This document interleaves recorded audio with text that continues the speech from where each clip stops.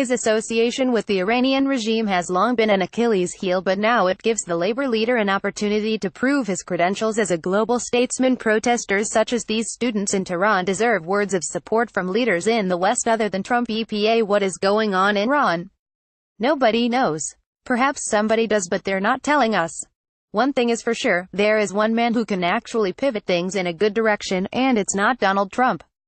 The world may be ing, as the president says, but that's what it should have been doing in 2009 when John Kerry and President Obama refused to offer Iran's Green Movement protesters their backing in a few simple words. Instead, they washed their hands. Just a bite of support. No chance. The Ahmadinejad government violently crushed those protests, with killings, mass arrests, torture and rape.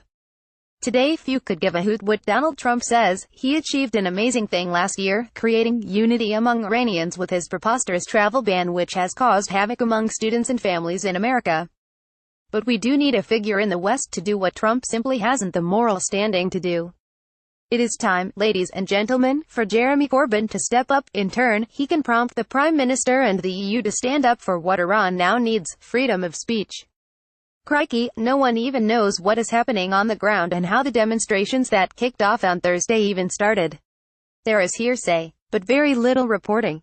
Conjecture from pundit after pundit.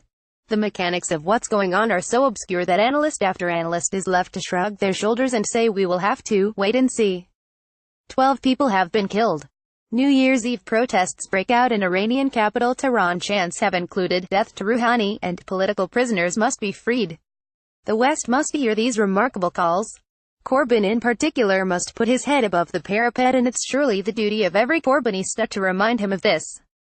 For if Corbyn has an Achilles heel, it's his association with the Iranian government, having worked for its broadcaster Press TV and having chaired an organization, Stop the War Coalition, which regards the Islamic Republic as a friend in the struggle to free Palestine and as a stalwart against Western imperialism, and, lamentably, defender of the Assad regime.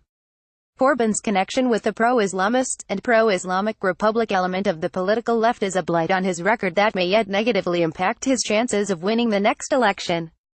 Imagine if things get even uglier in Iran. Where is Corbyn's record of denouncing Islamist extremism and calling for human rights in the country?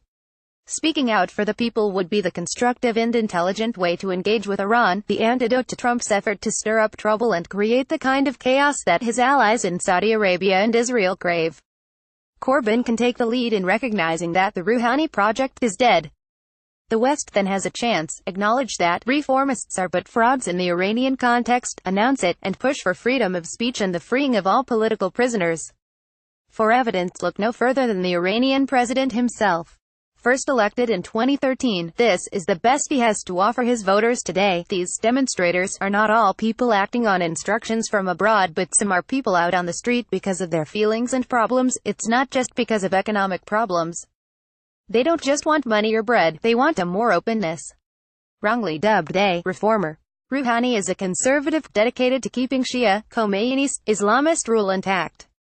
Boris Johnson was ridiculed by the leader of Friday prayers in Mashhad shortly after visiting the country. A cleric said, the newspapers in England called him a clown, a liar, and he comes here to tell us to release 2 spies, who've sold out their country. Corbyn, on the other hand, is respected across the competing sources of power within Iran, and he can nudge Theresa May and other leaders to toughen their line on Iran and push for the protection of human rights.